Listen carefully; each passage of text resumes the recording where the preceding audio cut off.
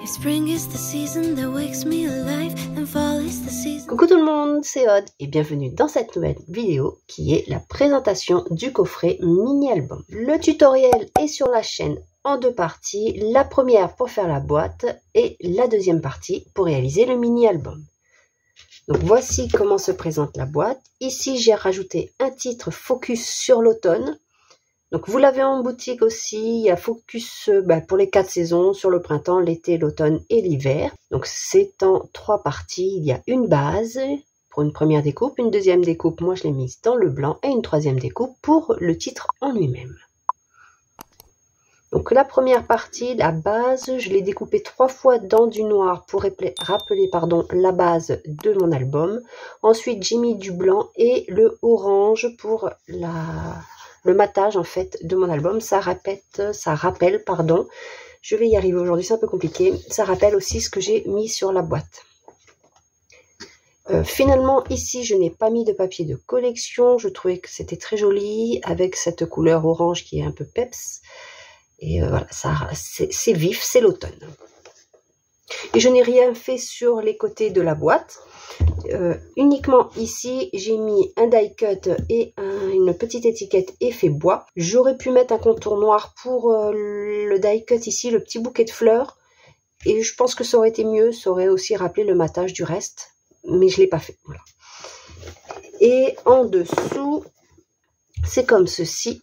Donc j'aurais pu mettre le papier dans l'autre sens pour que ça rappelle quand on tourne. C'est le dessous et il y a des petits pieds avec des attaches parisiennes. Hop, voici quand on l'ouvre, et dedans j'ai pas mis de papier orange, j'ai mis directement mon papier de collection.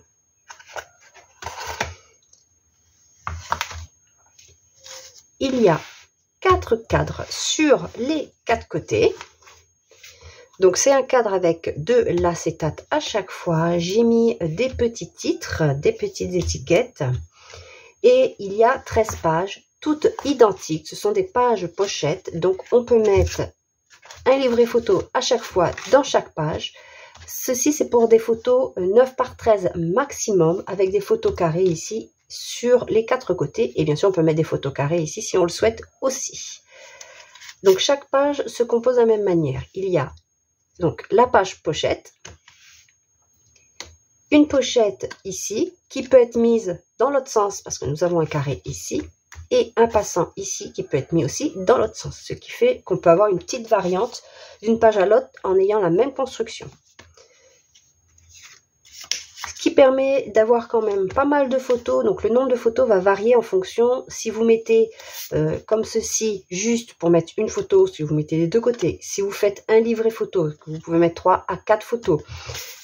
Si après vous rajoutez encore comment je peux, voilà, comme ceci, si vous rajoutez encore un élément comme ceci, parce qu'ici nous avons quand même une belle tranche ici, un bel espace entre 2 pages, ce qui nous permet quand même de mettre de l'épaisseur étant donné que nos pochettes sont plates. Donc en faisant comme ceci, on met un premier livret photo de 4 photos dessous, et on peut mettre un autre livret encore comme ceci si on le souhaite de 4 photos. Donc ça ferait 8 photos par exemple. Si ceci on le met plus bas, on peut mettre aussi une photo collée directement sur notre page. Donc vraiment, cette construction-là, cette base-là, c'est modulable en fonction de la façon dont vous faites après. Donc très peu de décoration, vous voyez, il y a les papiers imprimés. Parfois j'ai mis aussi, la pochette est dans ce sens-là. Parfois j'ai mis des petits die cut. Ici un livret photo. Donc vous reconnaissez peut-être le livret photo du mini-album, dont le tuto est aussi sur la chaîne. En fait, ici, j'ai utilisé les chutes de papier de mes cadres pour faire une carte. Emballade, ici, j'ai collé un die cut bouquet qui me restait.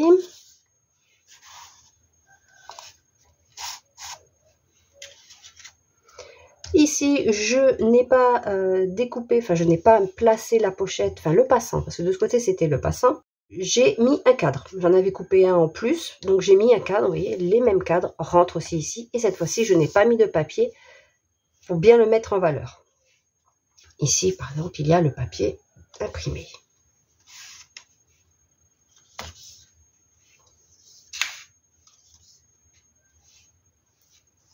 Et ici, j'ai mis aussi un die cut qui me restait pour mettre en dessous après la carte. Pareil, ici, c'est une chute de papier et j'ai mis une petite étiquette comme celle-ci. Voilà. Et pour cet album, comme je l'ai appelé Focus sur l'automne, je n'ai utilisé que le thème automne de la collection Magie d'automne. Je n'ai pas utilisé le thème Halloween. Par exemple, ceci, c'est une étiquette qu'il y a, mais avec un thème Halloween. Ici, ce sont les cartes Halloween. Et dans les extra cuts, nous avons aussi des petites choses comme ceci, où il y a écrit bonbons sortilège. Évidemment, c'est thème Halloween. Je n'ai pas aussi utilisé tout ce qui était enfantin, donc les petits champignons avec les yeux et tout. Il n'y en a pas ici. C'est pour vous montrer que vraiment dans une collection, en fonction des packs que vous avez choisis, après vous complétez, vous faites comme vous le souhaitez. Vous n'êtes pas obligé de scraper du Halloween si vous ne voulez pas scraper Halloween. Voilà. J'espère que cette collection vous a plu. Je vous ai proposé plusieurs projets avec. J'espère aussi que celui-ci vous plaît. Et si c'est le cas, n'hésitez surtout pas à le dire en commentaire. Si vous le réalisez, dites-le aussi en commentaire. Ça fait toujours plaisir de savoir que les personnes reproduisent les tutos ou en tout cas s'en inspirent. Les fichiers de découpe sont aussi en boutique. Et le tutoriel est sur YouTube si vous n'utilisez pas de machine de découpe. Je vous dis donc à bientôt pour un prochain projet ou une collection. Et je vous dis bye!